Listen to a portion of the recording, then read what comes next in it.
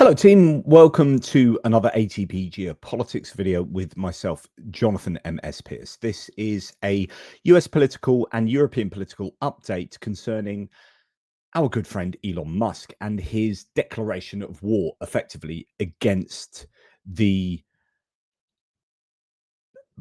against Europe, against the EU, against regulation of his Twitter or X company.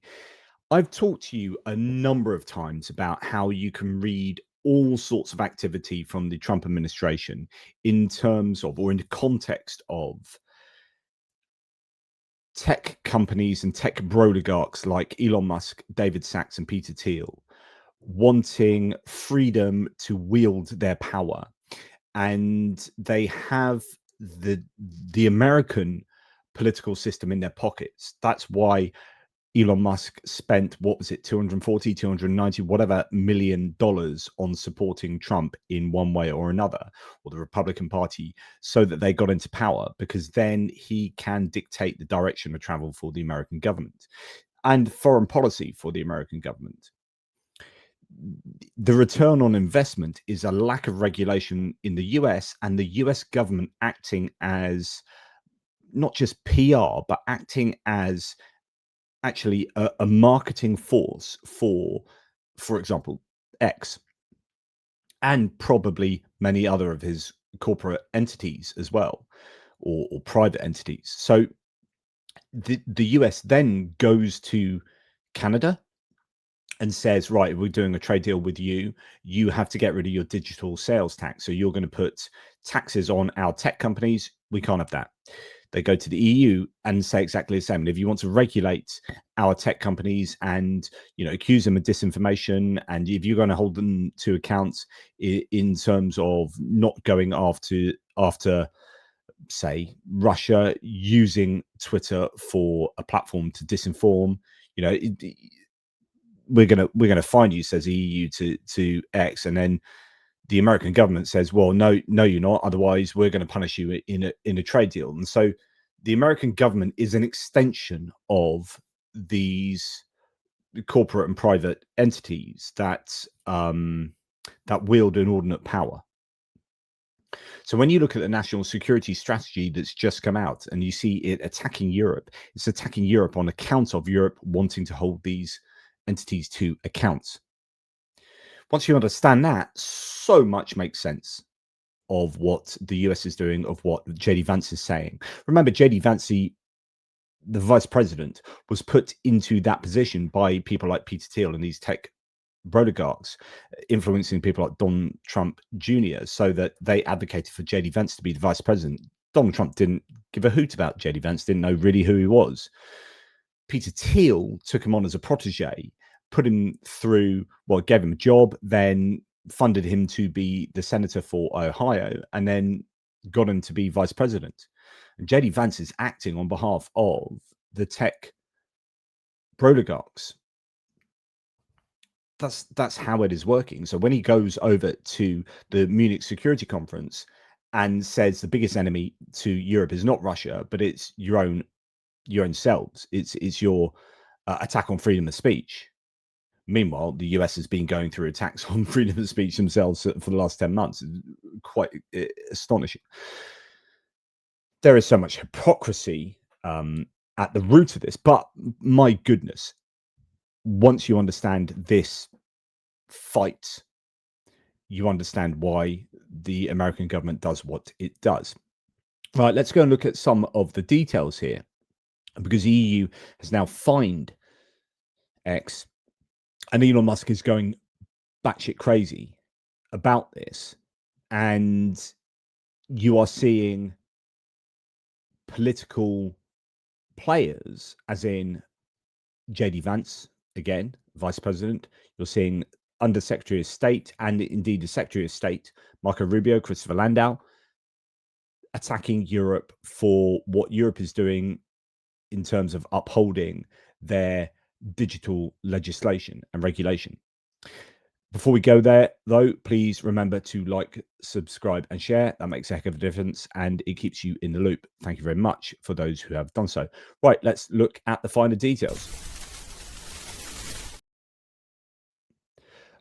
Okay, so we are going to look first at actually something I showed you this morning, which was Timothy Snyder reacting to JD Vance. So JD Vance is the vice president. He has said rumors swirling that the EU Commission will fine hundreds of millions of dollars for not engaging in censorship.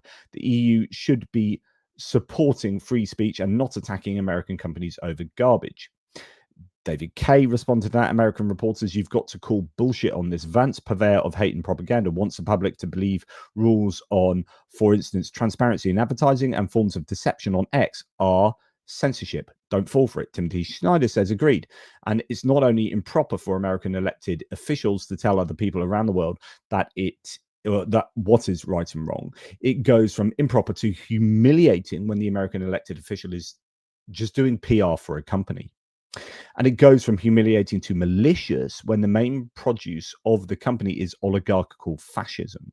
Since I'm not an elected official, I will add this. The fine should be hundreds of billions, and it should be used to fund local reporting and computer-free public schools and universities. Wow. So big claim there from Schneider. So this was those rumors that X was going to be fined. Indeed, they were true.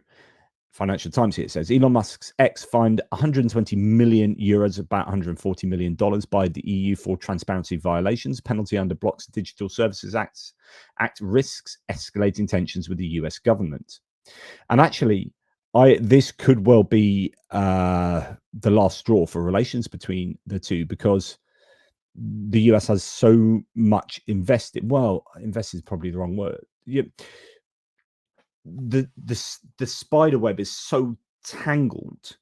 It's wrapping up these tech oligarchs with the American government. You've had Elon Musk and Doge right at the heart of the American government. You have contracts going to Elon Musk's companies, and you have Musk and others possibly dictating foreign policy. The article here says the European Commission has fined Elon Musk's X 120 million euros for breaking the bloc's digital transparency rules in a move that risks escalating tensions with the US government. Brussels on Friday said the social media platform violations included breaching its regulations for transparency, providing insufficient access to data, and the deceptive design of its blue ticks for verified accounts. Of course, as many of us know, since I've been reporting on the war in Ukraine for many years, many of us know that those blue ticks, as I've told you, are very often Russian bots and trolls. It's good return on investment for the Russians to pay Twitter for blue tick verification. Is not verified at all. It used to be a verification. You used to verify people in terms of them being, say, a journalist or some famous, I don't know, film star, politician, whatever. Twitter will then go through a verification process and say, actually, this person really is the person they claim to be. And we give them a blue tick to signify that. Then Elon Musk came along, bought Twitter.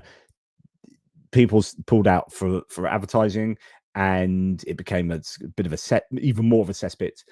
And he said, right, I need to make money. So we're going to get rid of the verification blue tick, and we're going to turn it into just you pay for a blue tick and you get to say more words, more characters, and you get bumped up the algorithm if you pay me directly for the privilege.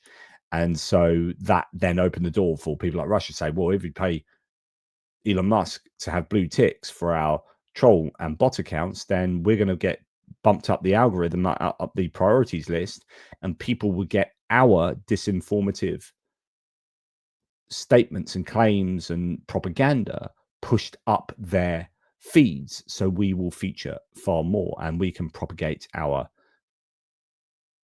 disinformation and our narrative across the world with consummate ease. So Brussels has done this. The fine is the first sanction under the Bloc's Digital Services Act, a set of rules for large online players to police their platforms more aggressively. Totally agree with this, by the way. The penalty against X was lower than expected. So EU possibly trying to not annoy Musk and the US too much, as the EU can impose fines of up to 6% of the group's yearly worldwide revenue, while analysts have forecast X's revenue will increase to about $2.3 billion this year. A commission official said it also considered Musk himself, a move that could have dramatically increased the potential penalty. Quote, "We're not here to impose the highest fines," said the EU's digital chief Henna Verkunen. Quote, "We are here to make sure that our legislation is enforced. If you comply with our rules, you don't get a fine." The rules have become a flashpoint between Brussels and US big tech companies backed by Donald Trump's administration, which claim the EU is unfairly targeting American groups and infringing freedom of speech principles championed by the MAGA movement. That criticism has made the EU's investigation against X politically sensitive, particularly given Musk's key role during Trump's campaign and within the US government at the start of the administration. On Thursday evening, US Vice President J.D. Vance hit out at the EU over its investigation into X. He wrote on X that, quote, "The EU should be supporting free speech, not attacking American companies over garbage," as we heard. On Friday, US Secretary of State Marco Rubio wrote on X, quote, "The European Commission's $140 million fine isn't just an attack on X, it's an attack on all American tech platforms and the American people by foreign governments." This was extraordinary. And I talked to you about this earlier, that the Secretary of State is saying that this fine is an attack on the American people. This is a foreign government attack on the American people. That's really bellicose rhetoric there from a super important member of the cabinet. Verkunen on Friday told reporters that the EU's action against the social media platform had, quote, "nothing to do with censorship. The decision is about the transparency of X." The outcome of the probe was initially expected before the summer, but Brussels found X in preliminary breach of its regulations last year. After that, the delay was widely seen as a move to avoid reigniting tensions amid US trade talks, but the Commission had said it wanted to get the case legally and technically right. X did not immediately respond to a request for comment. X now has 60 days to come up with the solutions to address the EU's concerns and 90 days to implement the changes, or it could face additional fines. The EU has another probe against X under the DSA, which was launched at the end of 2023, over whether the social media platform is doing enough to counter the spread of illegal content in the bloc. That investigation, which is more politically sensitive, is continuing. And I wonder, this is me now, I wonder how much of that might have to do with illegal content. You can think about, criminal activity, pornography, all sorts of stuff like that. I don't know. But it could also be to do with, say, Russia and state actors, promoting really dubious content themselves. The fine against X follows a series of new probes launched by the Commission against US big tech groups over the past month. On Thursday, Brussels opened an antitrust investigation into Meta over its new policy on artificial intelligence providers' access to WhatsApp. Last month, it launched probes into Google's parent company, Alphabet, over its ranking of news outlets in search results, as well as against Amazon and Microsoft over their cloud computing services. Brussels has vowed to keep enforcing its digital regulation despite the risk of potential retaliation by Washington and regular criticism from the US. Okay, so some Americans will look at this and go, "You are just targeting American companies here. This is so unfair. This really is," like people like Marco Rubio say, an attack on American tech companies. But that's a bit of a sort of correlation fallacy going on there, because virtually all massive tech companies in the world are American.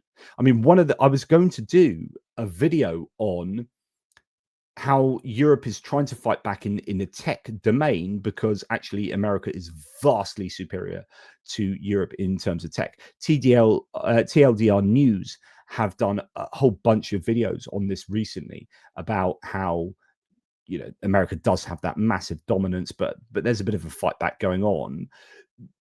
So the point being that if you look at Europe's attack on these big tech companies and the fact that they're all American, don't think it's an attack on American tech companies. It's an attack on big tech companies. It's just that all of them are American.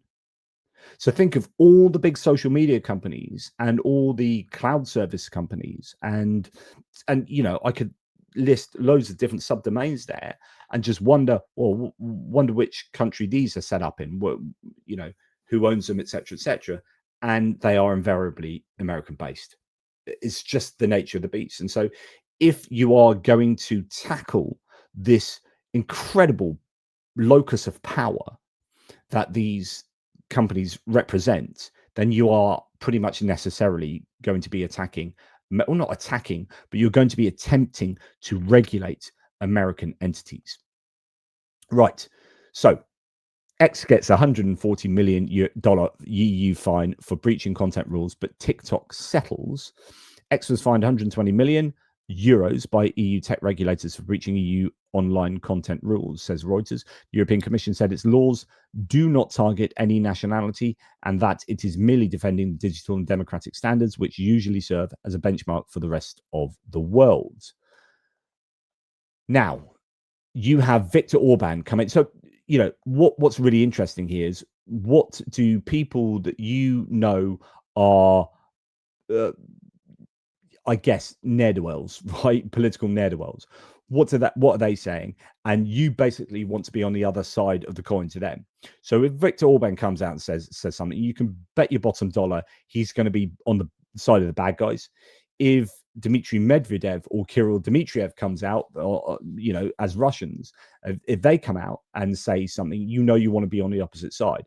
And it turns out that in this matter, that's pretty much exactly right. So Viktor Orban says the EU is drowning in corruption. Commissioners face serious charges. A commission and parliament are engulfed in scandal, yet Brussels still claims a moral high ground. Corruption in Ukraine should be called out by the EU. But once again, it's the same old story. Brussels and Kyiv shielding each other instead of confronting the truth. To which Elon Musk says, time to abolish the EU, right? I wonder why Elon Musk is jumping on that bandwagon. And actually, he has been going to town against the EU on X, on Twitter, over the last 12 hours, right? As you can well imagine. Here's another statement from Musk. The EU should be abolished and sovereignty returned to individual countries so that governments can better represent their people.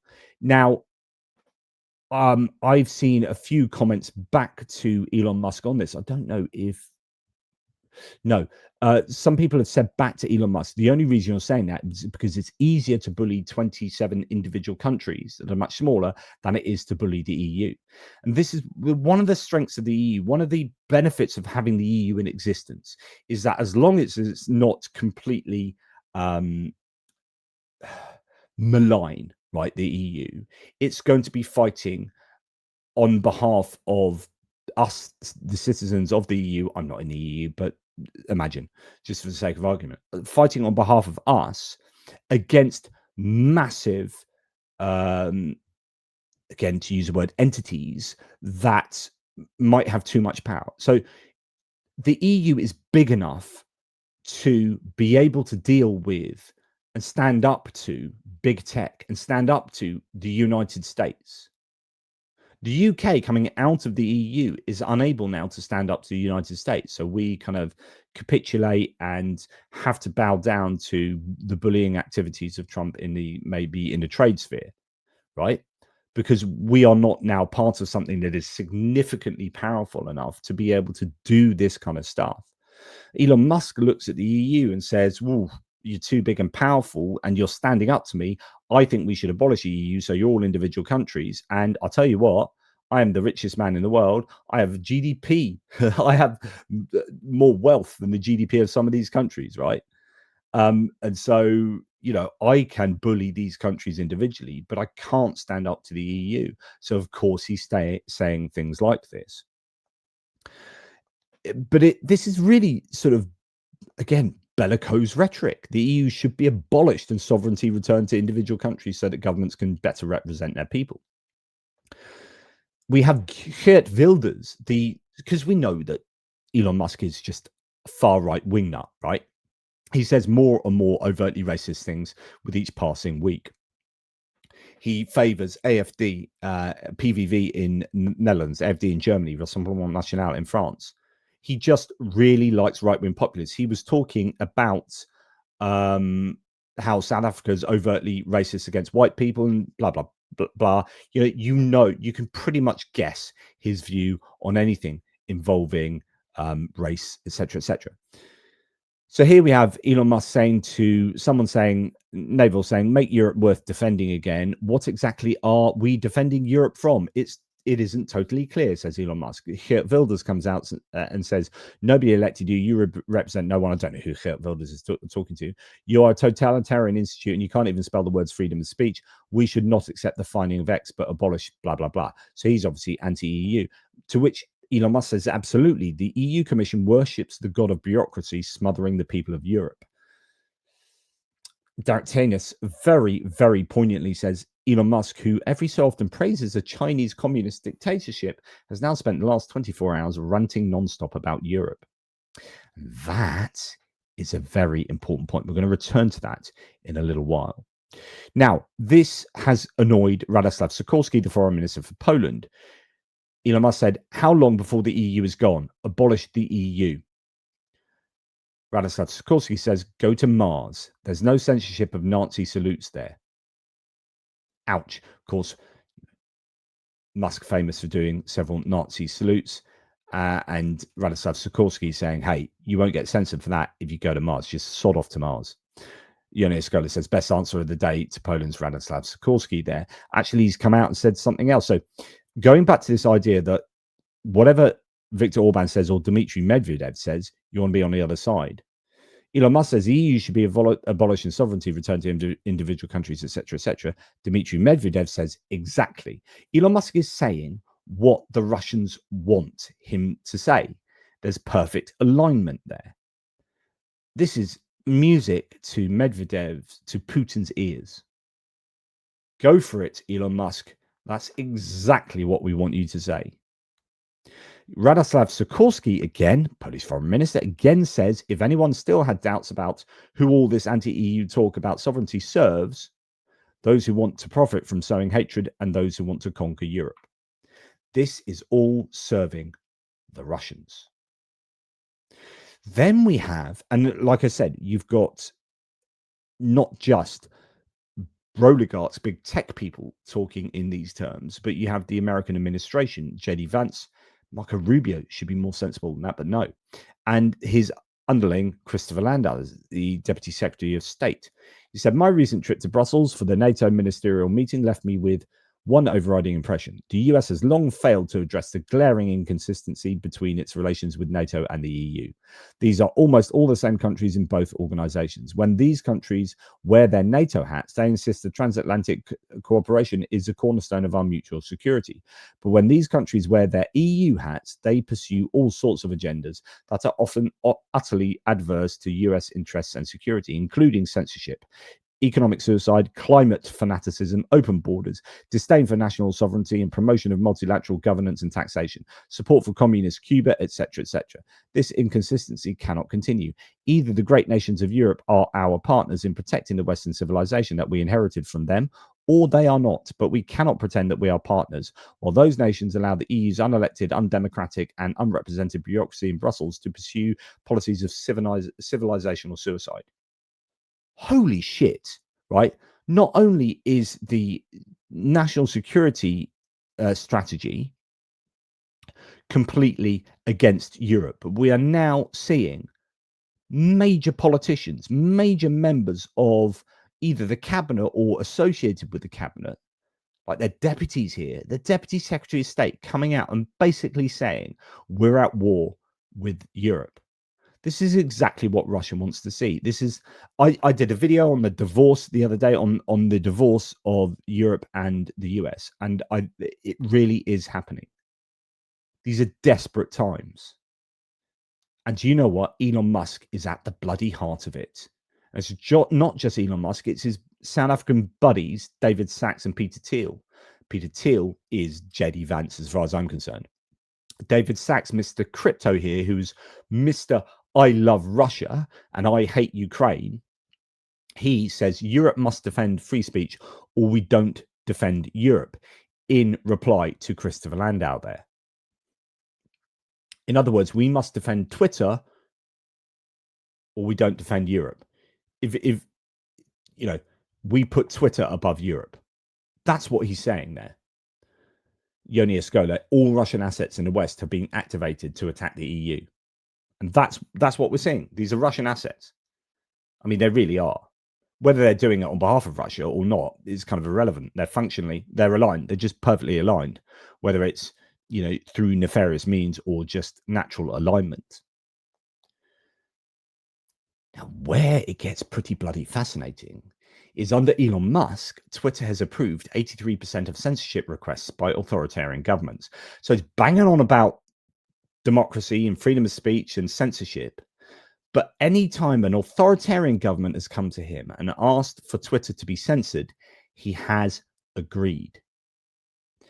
When Turkey has come to him, when India has come to him, famously, he has he's not even capitulated. He's just said, yeah. It's not even like, putting under so much pressure. He's like, yep, you want me to do that? Of course I'll do that to keep active in your countries. The social network has restricted and withdrawn content critical of the ruling parties of Turkey and India, among other countries, including during electoral campaigns. Elon Musk is a dictator wannabe. He is an authoritarian. And if authoritarians come to him and try and hold him or try and get him to do something, he goes, of course you can, dear leader. And as soon as a democratic institution comes to him and says, we're a bit worried about the fact that Twitter is dangerous or it's deceptive or it's easily manipulated by bad faith state actors, Elon Musk goes, what?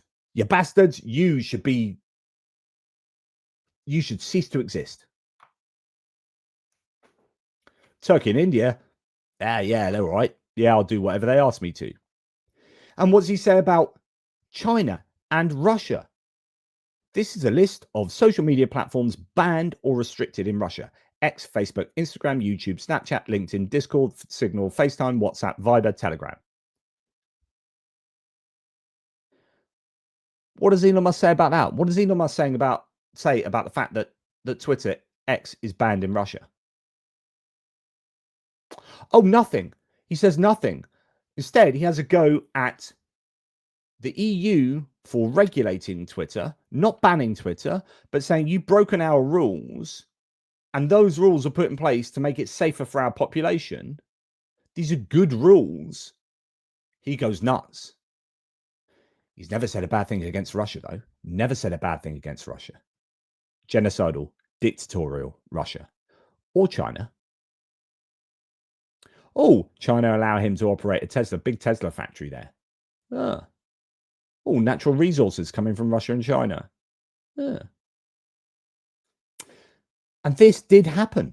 Russia has fined Google 20.5 decillion more than the $20.5 decillion, which is more than the entire world's GDP, for allegedly blocking Kremlin propaganda. That's happened. Of course, Google are never going to pay, but that has happened. And yet Marco Rubio says nothing about that, but comes out and said the European Commission's $140 million fine, which is peanuts compared to money that represents more GDP than the entire world.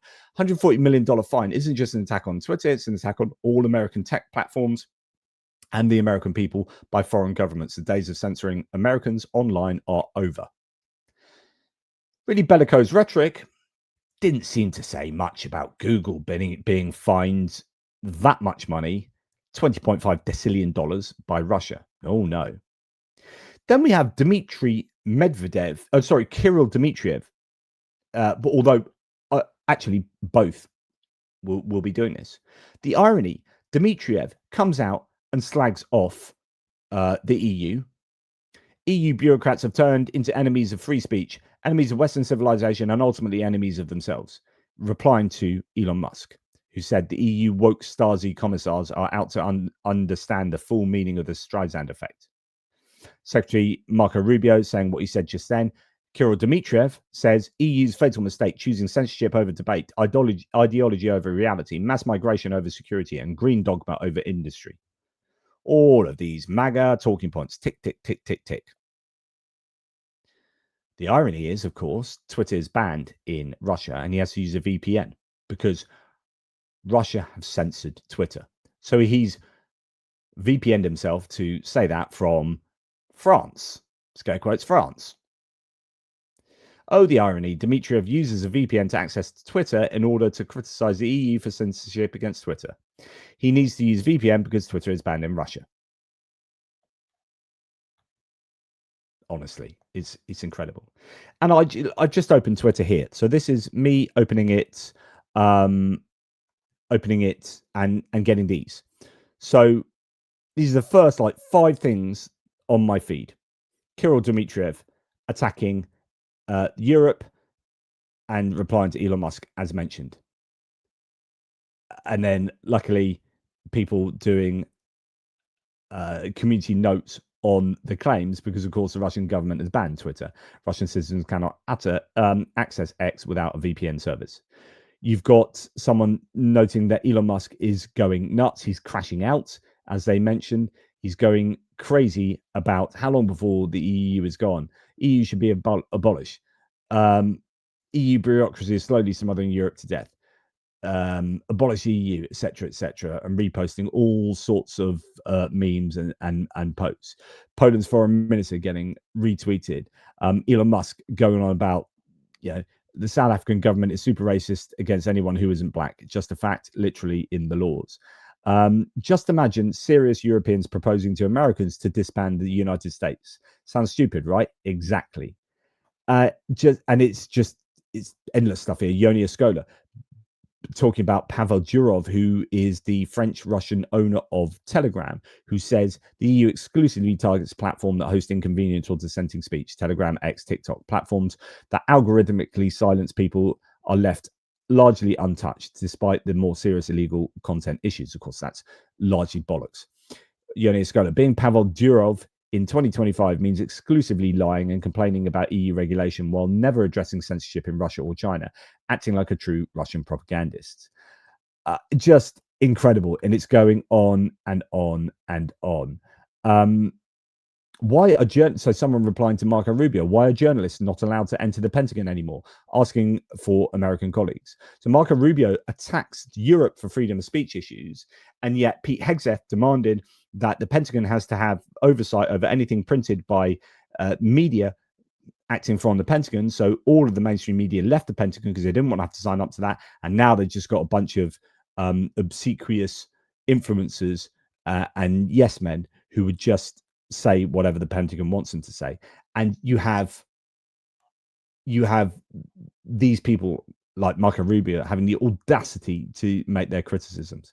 You've got Ted Cruz coming out. European Commission's $140 million fine on X is an abomination. It's an attack on a great American job creator, and it's an attack on the free speech of every American. Trump should impose sanctions until this travesty is reversed. And now you've got a demand for Trump to impose sanctions, and guaranteed Trump will impose sanctions on Europe is going to happen. And I don't know whether Europe has just gone, oh, feck it, just can't be bothered. Sod off the US. You're not helping with Ukraine. You're not helping here. Just do one. So yeah, this is all over the internet now. This is big news, but it could be a precursor to even bigger news. As I say, that bigger news could be trade war between the US and the EU, and actually the US moving away from assisting Ukraine in any meaningful way, and actually becoming more favorable to Russia. This could be a further division, further fracture in what used to be really strong alliances. Worrying times, but at the heart of it, these tech oligarchs, and that's not to mention Peter Thiel and Palantir and fingers in many, many pies. David Sachs, Elon Musk, these people are pulling strings, and those strings are to the benefit of Russia and China and anti-democratic authoritarian movements and people and entities. And Trump is just going along with it. Anyway, worrying times in those respects. Let me know what you think. Take care. I'll speak to you soon.